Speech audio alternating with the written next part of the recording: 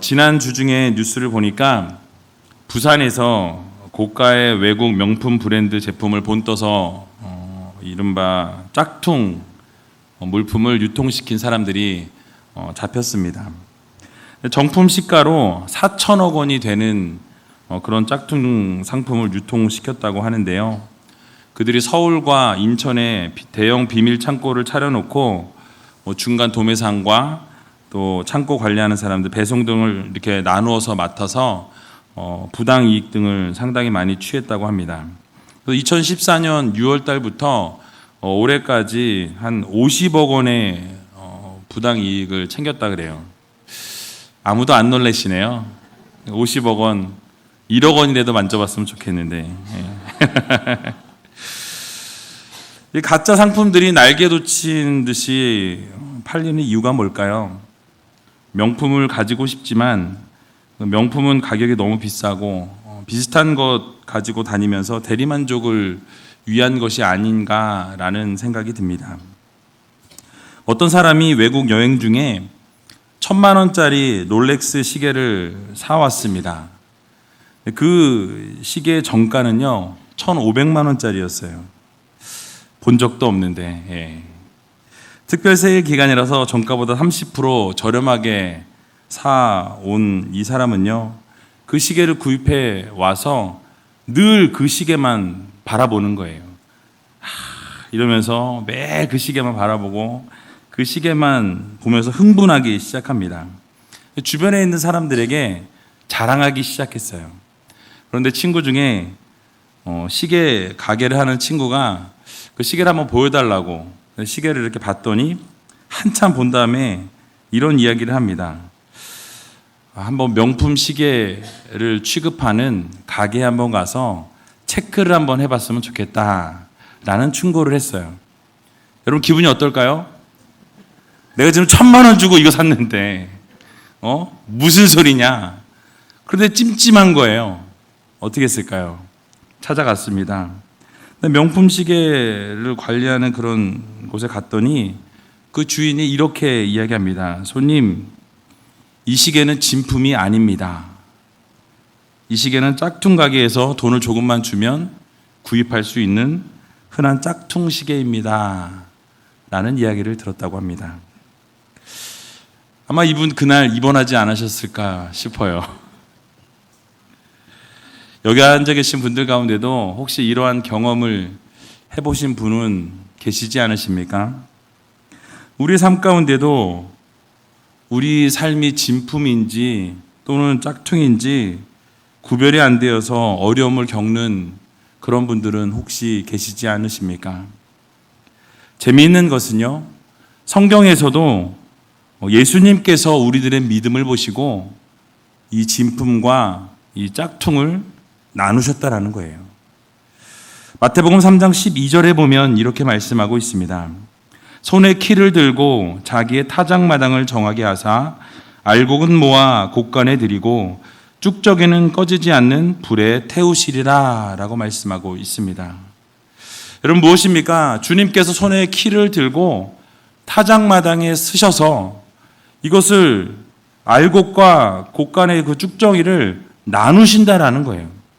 아마 여기 앉아 계신 어르신들은 키질을 좀 다 해보셨을 거예요. 여러분 키질하면은 그 뭐가 남죠? 그 안에 알곡이 남습니다. 날아가는 것은 쭉정이가 날아가죠. 아마 젊은 분들은 그게 뭔 소린가 하실 수 있어요. 인터넷 가서 한번 찾아보세요.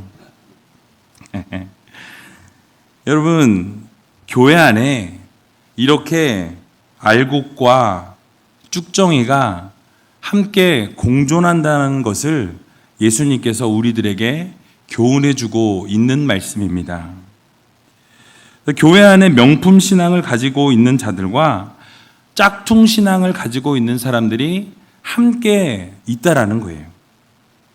그런데 주님께서 결국 마지막 때에 이 알곡과 쭉정이를 구별하시겠다라고 말씀하고 있습니다. 저는 여러분들에게 묻기를 원합니다. 여러분들은 진품이십니까? 짝퉁이십니까? 진품이시죠? 예. 우리는 결국 그들을 열매로 안다라는 주님의 말씀처럼 여러분들이 하루하루의 삶 가운데 맺고 있는 그 열매를 보고 하나님께서는 진품이냐 짝퉁이냐 이것을 구분하신다라는 거예요. 여러분들이 아름다운 열매를 맺어서 진품의 믿음으로 또 진품의 열매로 살아갈 수 있는 저와 여러분들이 다 되시기를 바랍니다. 이 알곡과 쭉정이 비유와 같이 비슷한 말씀이 계속 이어지고 있는데요. 마태복음 13장 24절에서 30절 말씀을 보면 이제는 곡식과 가라지 비유를 소개하고 있는 것을 볼 수 있습니다. 이 비유의 내용을 가만히 들여다보면 이렇습니다. 어떤 농부가 좋은 씨를 자신의 밭에다가 뿌렸다라고 성경은 말씀하고 있습니다. 근데 좋은 씨를 분명히 뿌렸는데요. 어느 시간이 일정 시간이 지난 이후에 원수가 와서 곡식에다가 가라지를 뿌렸다라고 성경은 말씀하고 있습니다. 시간이 흘러 싹이 나고 결실을 맺을 때 밭을 가보니까 밭에 가라지가 막 섞여 있는 거예요. 이 알곡 뿐만 아니라 좋은 곡식뿐만이 아니라 옆에 가라지들이 막 섞여 있는 것을 보게 됩니다. 그럴 때 종들이 주인에게 와서 이렇게 말합니다. 분명히 우리가 밭에 좋은 씨를 심었는데 어떻게 어디서 이런 가라지가 생겨났습니까? 라고 물었어요. 그랬더니 주인이 이렇게 대꾸합니다. 원수가 이렇게 하였구나 라고 이야기했어요. 원수가 이렇게 어둠의 세력들이 이렇게 가라지를 덧뿌리고 갔다 라고 말씀하십니다. 그럴 때 종들이 그러면 우리가 이것을 가서 뽑을까요? 라고 묻습니다. 그런데 주님께서 가만히 두어라 라고 말씀하시는 것을 볼 수 있어요. 마태복음 13장 29절과 30절에 보면 이렇게 말씀합니다. 주인이 가로되 가만 두어라. 가라지를 뽑다가 곡식까지 뽑을까 염려하노라. 둘 다 추수 때까지 함께 자라게 두어라. 추수 때에 내가 추수꾼들에게 말하기를 가라지는 먼저 거두어 불사르게 단으로 묶고 곡식은 모아 내 곡간에 넣으라 하리라. 아멘. 여러분 무엇입니까? 주인이 곡식을 다치게 할까봐 가라지를 뽑다가 그 뿌리가 곡식의 뿌리까지 다치게 할까봐 그대로 두라고 이야기합니다. 결국 추수 때가 될 때까지 기다리고 그 추수 때가 되어서 그 곡식을 거둘 때에 그 좋은 곡식은 곡간 안에 두고 나머지 가라지는 어떻게 한다고요? 태워버리리라 라고 말씀하셨습니다. 무엇을 강조하고 있습니까? 여러분 가라지를 뽑으려다가 곡식을 망칠 수 있다라는 거예요. 그래서 주님께서는 추수 때까지 그냥 두기를 원하셨습니다. 이 말씀은 교회 안에 여전히 좋은 곡식과 가라지가 함께 공존한다라는 것을 동일하게 말씀하고 있는 것입니다. 언제까지 공존합니까? 추수 때까지. 바로 추수 때는 언제입니까? 예수님의 재림의 때요, 종말을 이야기합니다.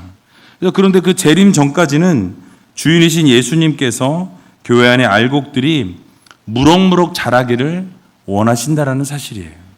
그래서 주님께서는 그 좋은 곡식이 계속해서 잘 자라서 나중에 좋은 열매로 거두어지기를 원하시는 그 주님의 마음을 우리는 기억해야 할 것입니다. 예수님께서 왜 이런 곡식과 가라지 비유를 하셨을까요? 예수님의 의도는 모든 교인들이 좋은 곡식으로 자라기를 원하신다라는 사실입니다.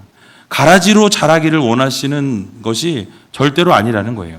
여러분 한 분 한 분이 좋은 곡식으로 좋은 영양분을 받아서 하나님의 놀라우신 은혜와 사랑 가운데 거하시면서 아름다운 곡식의 열매를 맺기를 원하신다라는 사실입니다. 바로 좋은 곡식은 어떤 사람을 말씀하고 있습니까? 바로 바른 복음을 붙들고 바른 믿음을 소유한 사람들이 바로 좋은 곡식이라는 말씀입니다. 그러나 다른 복음을 붙들고 다른 믿음으로 살아가는 사람들이 바로 가라지라고 주님께서는 말씀하고 있는 것입니다. 그리고 바른 복음을 붙들고 있다고 할지라도 다른 믿음으로 살아가는 사람들도 역시 가라지다라고 주님께서는 말씀해 주셨습니다. 우리가 신앙인처럼 보이는데 교회는 왔다 갔다 하는데 성경책은 들고 다니는데 바른 복음으로 살아가지 못하고 다른 복음으로 살아가는, 다른 믿음으로 살아가는, 예수님과 관계없는 종교놀이를 하고 다니는 종교인들이 오늘날 교회 안에 너무나 많이 있다는 사실입니다. 성경은 이런 사람들을 바로 가라지다라고 정의하고 있는 것입니다. 이처럼 교회 안에 좋은 곡식과 가라지가 함께 공존합니다. 교회 안에 바른 복음을 붙들고 몸부림치면서 믿음을 지키기 위해 최선을 다하는 사람들이 있는 반면에 또 오염되고 변질된 썩은 복음을 붙들고 함께 살아가는 그런 사람들이 교회 안에 있다라는 거예요. 또 바른 복음 안에서 진품 믿음을 가지고 살아가는 자와 짝퉁 믿음을 가지고 살아가는 자가 공존한다라는 것입니다. 이것이 바로 교회예요. 그래서 이 세상에 있는 교회는 완전하지 않습니다. 불완전한 교회예요. 그래서 이 교회 안에는 이 지상에 있는 세상의 교회는 불완전하기 때문에 문제가 있고요. 어려움도 있을 수 있고요. 분쟁도 있을 수 있고 서로 나뉘어짐도 있을 수 있다라는 것입니다.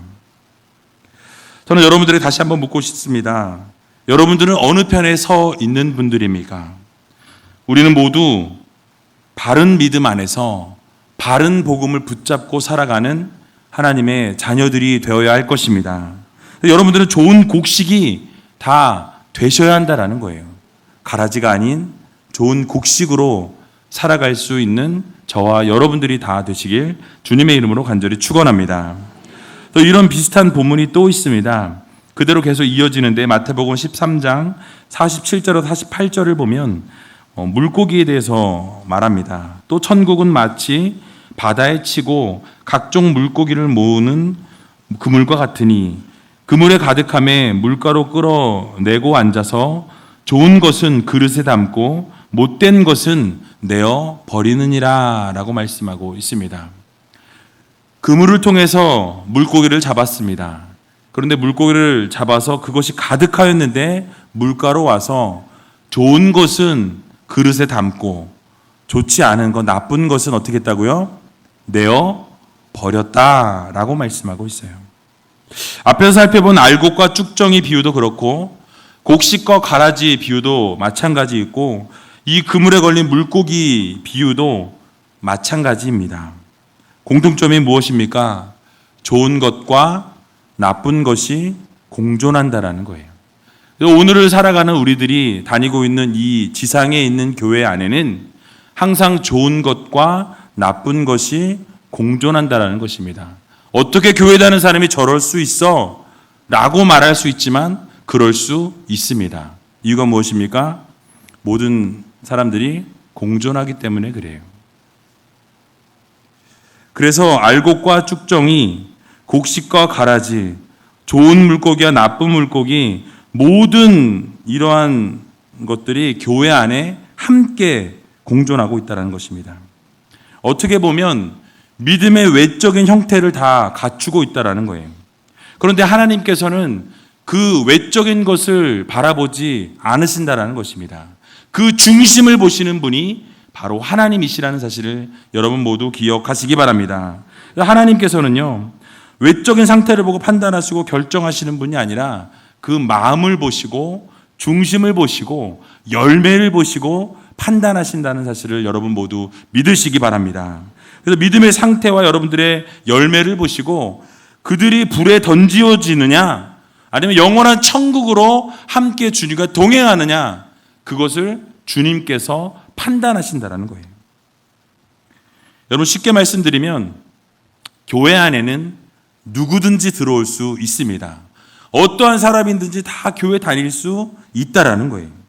마태복음 22장 9절에 보니까 사거리 길에 나가서 사람을 만나는 대로 혼인잔치에 청하여 오너라 한대라고 말씀하고 있습니다. 무슨 이야기입니까? 사거리에 나가서 지나가는 사람 아무나 붙들어 오라는 거예요.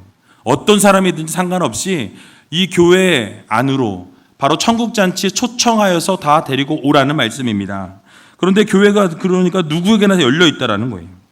그런데 유대인이든 이방인이든 모두가 교회에 올 수 있고 종이든 자유자든지 누구든지 올 수 있다는 것입니다. 빈구 귀천을 막론하고 남녀노소를 막론하고 누구든지 교회에 올 수 있다는 것을 주님께서 말씀하고 있는 것입니다. 그러나 중요한 것이 무엇입니까?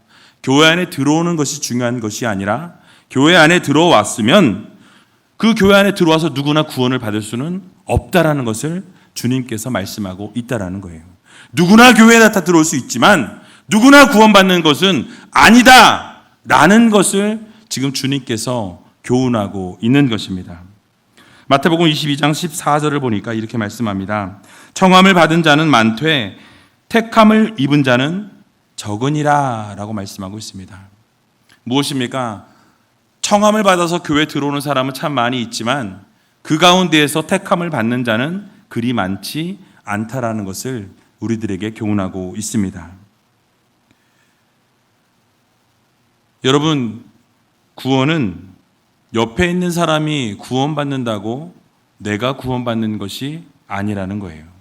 여러분들의 남편이, 여러분들의 아내가 믿음이 좋아서, 여러분들의 자녀가 내가 믿음이 좋아서 기도하고 그 자녀들을 위해서 늘 눈물을 흘리고 엎드린다고 해서 그 자녀들이 구원받는 게 아니라는 겁니다. 구원은 개인 구원이에요. 자신이 하나님 앞에서 하나님의 말씀대로 순종하고 하나님이 원하시는 대로 살아가고 알곡으로 살아가고 좋은 곡식으로 살아가고 좋은 물고기로 살아갈 때에 하나님께서 그들에게 구원을 주신다라는 거예요. 그러나 하나님이 원하시는 대로 살아가지 아니하고 가라지처럼 살아가고 정말 하나님께서 기뻐하시지 않는 삶을 살아가면서 우리가 그렇게 살아가면서 우리가 구원을 얻는다는 것은 어불성설입니다. 그래서 마태복음 7장 13절에서 14절을 보면 이렇게 말씀합니다. 좁은 문으로 들어가라. 멸망으로 인도하는 문은 크고 그 길이 넓어 그리로 들어가는 자가 많고 생명으로 인도하는 문은 좁고 길이 협착하여 찾는 이가 적음이라 라고 말씀하고 있습니다. 무슨 말씀입니까? 즉 천국에 들어가는 것, 또 구원을 얻는 것, 알곡으로 살아가는 것, 좋은 곡식으로 살아가는 것이 결코 쉽지 않다라는 것을 우리들에게 교훈하고 있습니다. 그래서 교회에 그냥 왔다 갔다 하고 교회에 성경책 끼고 앉아 있다고 해서 구원을 받는 것이 아니라는 거예요. 그 길이 좁고 협착하다라고 말씀하고 있습니다. 그곳으로 가는 사람들이 적다라고 말씀하고 있어요. 다시 말하자면 이 세상에 진품 믿음을 가진 성도들이 그리 많지 않다라는 것입니다. 즉 겉으로 보기에는 신앙인처럼 보이는데 사실 알고 보면 알맹이가 없는 종교인과 같은 삶을 살아가는 자들이 너무나 많이 있다라는 것입니다. 종교인들은 신앙인들과 같이 외적인 요소는 다 갖추고 있지만 신앙인이 아닐 수 있다라는 사실이에요. 이러한 종교인들의 모습에 대해서 경고하는 말씀이 바로 오늘 본문의 말씀입니다. 우리 같이 21절에서 23절까지 같이 한 목소리로 읽어보도록 하겠습니다. 나더러 주여 주여 하는 자마다 천국에 다 들어갈 것이 아니요 다만 하늘에 계신 내 아버지의 뜻대로 행하는 자라야 들어가리라. 그날에 많은 사람이 나더러 이르되 주여 주여 우리가 주의 이름으로 선지자 노릇하며 주의 이름으로 귀신을 쫓아내며 주의 이름으로 많은 권능을 행치 아니하였나이까 하리니 그때에 내가 저희에게 밝히 말하되 내가 너희를 도무지 알지 못하니 불법을 행하는 자들아 내게서 떠나가라 하리라. 아멘. 여러분 무엇이라고 말씀하고 있습니까? 신앙인들처럼 보이지만 그들은 외적인 형태를 다 갖추고 있지만 주님께서는 나는 너를 도무지 알지 못한다 라고 말씀하신다는 거예요. 주여 주여 하는 자마다 천국에 다 들어갈 것이 아니라는 말씀입니다. 내가 주님을 향해서 기도하고 주님께 예배하고 주님께 찬양을 해도 아니 그보다 더하게 귀신을 쫓아내고 선지자 노릇을 하고 주님의 이름으로 많은 권능을 우리가 행하였을지라도 주님 앞에 섰을 때 주님께서 나는 너를 도무지 모른다. 너는 누구냐? 라고 말씀하실 수 있다라는 사실입니다.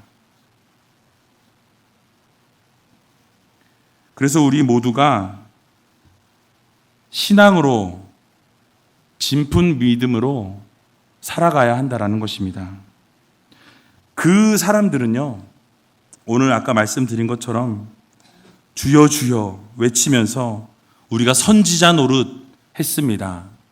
주님, 우리가 주의 이름을 외치면서 주의 이름으로 귀신도 내쫓았습니다. 주님, 주님의 이름으로 우리가 너무나 수많은 권능을 행했습니다. 라고 이야기하지만 주님께서는 그들 스스로는 그들이 신앙이 좋고 믿음이 좋은 것처럼 이야기하지만 주님이 말씀하실 때는 그들을 다르게 평가하신다는 거예요. 주님의 평가는 달랐습니다.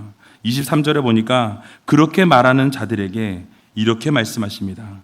내가 너희를 도무지 알지 못하니 불법을 행하는 자들아 내게서 어떻게 하라고요? 떠나가라. 이것이 주님의 말씀입니다. 많은 사람들이 주여 주여 부르지만 주님께서는 그렇게 짝퉁 믿음으로 살아가는 자들에게 나는 너를 도무지 알지 못한다. 너는 누구냐? 라고 물으신다라는 사실이에요. 수많은 사람들이 예수님 앞에서 결국 거짓 믿음은 드러나게 되어 있다라는 거예요. 여러분, 사람의 눈은 속일 수 있습니다. 교회 안에서 얼마든지 속일 수 있어요. 그러나 주님 앞에 서게 될 때에 주님께서 나는 너를 모른다 말씀하실 수 있다라는 거예요. 불법을 행하는 자라 명하실 수 있다라는 사실을 여러분 모두 기억하시기 바랍니다. 그래서 주님께서 누가복음 18장에서 이렇게 말씀하셨어요. 인자가 올 때에 세상에서 믿음을 보겠느냐라고 말씀하셨습니다. 무슨 말씀입니까? 예수님께서 재림하실 때에 바른 믿음을 내가 보겠느냐, 정말로 신앙생활 열심히 하는 자를 내가 얼마나 많이 볼 수 있을까라고 묻고 있는 것입니다. 바로 진품 믿음을 가진 자들의 숫자가 많지 않을 것이다 라는 것을 우리들에게 교훈하고 있는 것입니다. 그러면 과연 우리는 어떻게 해야 할까요? 우리는 진품 믿음으로 살아가야 합니다. 입으로만 주여 주여 외치고 입으로만 하나님을 바라보고 입으로만 주 예수 그리스도를 믿는 것이 아니라 정말 우리가 겉으로는 선지자나 노릇하고 겉으로는 귀신도 정말 내쫓고 겉으로는 권능을 행하는 것 같지만 실제로 우리의 믿음은 껍데기뿐인 경우가 너무나 많이 있다는 거예요. 그러므로 우리는 바른 믿음으로 하나님께 인정받는 믿음 생활하고 정말 예수님께 칭찬받는 그런 믿음으로 살아갈 수 있는 우이제일교회 성도님들이 다 되시기 바랍니다. 7장 마태복음 7장 말씀에 마무리 결론을 산상수훈의 이 결론을 이렇게 맺고 있는 것을 볼 수 있습니다. 주님께서 반석 위에 믿음을 세우라고 말씀하세요. 그래서 믿음 위에 반석 위에 집을 세우게 되면 바람이 불고 비가 오고 창수가 나도 절대로 흔들리지 아니할 것이다 라는 이 말씀으로 이 산상수훈의 결론을 맺으시는 것을 볼 수 있습니다. 그 말씀은 무엇입니까? 결국 너희들이 바른 믿음 안에 서서 바른 믿음으로 이 세상 가운데 살아가라 라는 것을 우리들에게 강조해 주고 있는 것입니다. 그래서 7장 말씀의 결론이 바로 믿음의 집에 반석 위에 여러분들의 그 믿음을 세워 나가라는 것을 우리들에게 말씀하고 있는 거예요. 즉 바른 믿음을 가지고 바른 복음 안에서 믿음을 세워 나갈 수 있는 여러분들이 다 되시기 바랍니다. 그럼 우리 모두는 다른 복음을 붙들고 사는 자들이 아니라 정말로 주 예수 그리스도의 복음을 붙잡고 주님께서 말씀하신 대로 행하고 주님께서 원하시는 대로 삶을 살아갈 때에 하나님께서 기뻐하시는 아름다운 열매를 맺을 수 있다는 사실을 여러분 모두 믿으시기 바랍니다. 그러므로 사랑하는 우이제일교회 성도 여러분, 여러분들은 정말 진품 또 명품으로 그런 믿음 생활을 하며 살아갈 수 있는 성도님들이 다 되시기 바랍니다. 어떠한 시련이 찾아올지라도, 어떠한 어려움들이 여러분들을 흔들어 놓을지라도 여러분들 정말 그 반석 위에 믿음을 세우셔서 좌로나 우로나 치우치지 아니하고 어떠한 어려운 상황 가운데서도 주님의 말씀을 꼭 붙들고 하나님이 원하시는 귀한 신앙생활을 할 수 있는 저와 여러분들이 다 되시기를 주님의 이름으로 간절히 축원드립니다.